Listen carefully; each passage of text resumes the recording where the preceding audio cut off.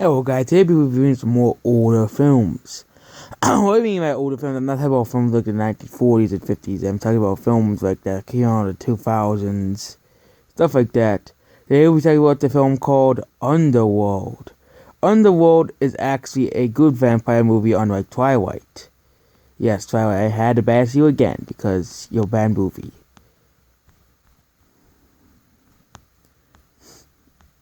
Is a movie where basically there's a war between the werewolves, what are called the Vikings, which Viking is also a term for werewolf, and vampires, the people who suck your blood.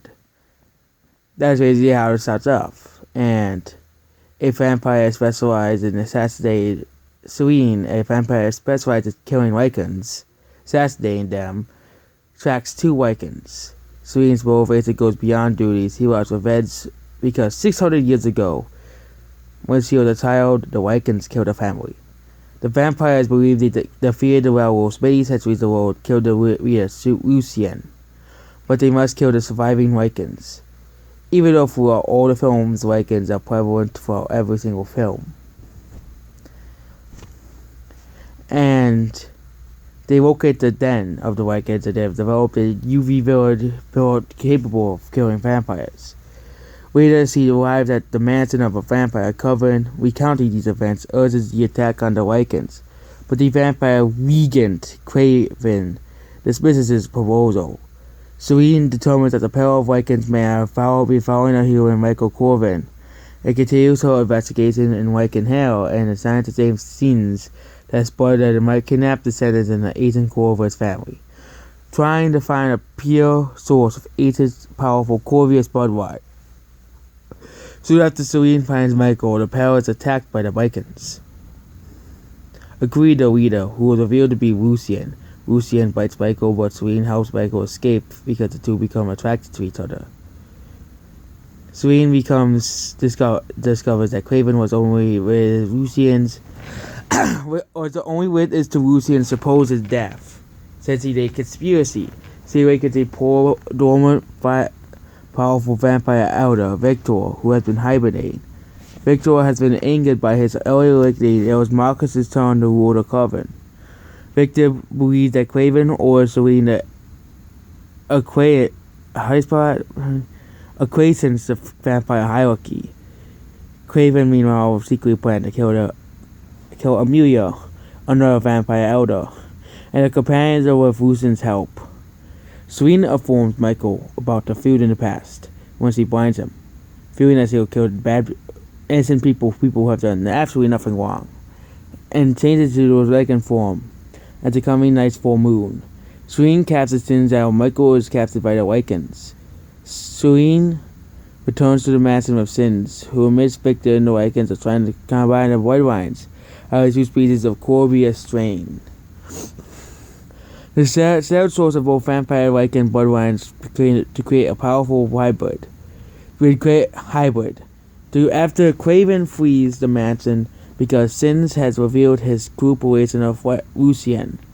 After news that Amelia, who has come to awaken Marcus, has been killed by the Vikings, Victor kills Sins and tasks Serene to kill Michael. While Michael is being held captive, he warns that Lucian, Victor's daughter Sonja, and Lucian were lovers. Lucian tells Michael that Vikings were slaves to vampires.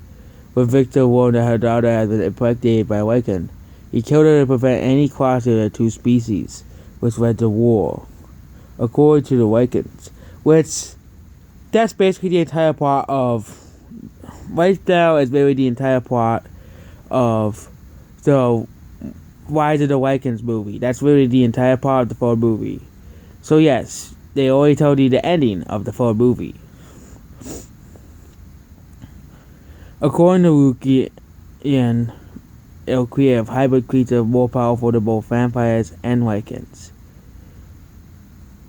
Serene arrives in a group of death dealers to kill the Vikings and Craven for treachery. Craven suits Lucian with a newly designed bullet that kills poisoning the Vikings' bloodstream with silver nitrate.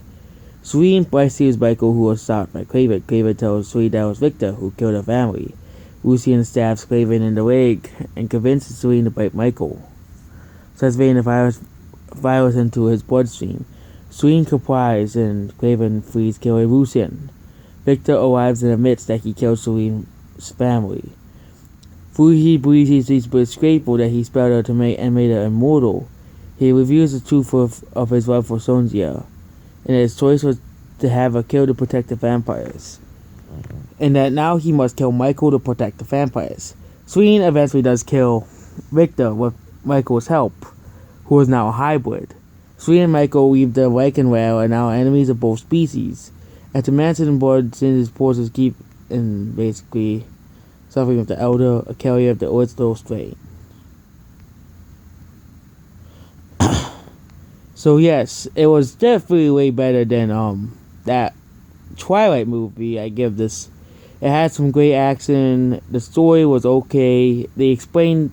Sometimes movies don't explain this backstory enough, but sometimes they have a good job of doing it. This film does a pretty good.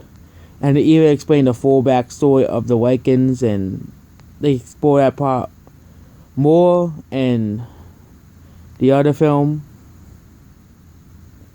Rise of the Lycans, they explore more. This film actually has some.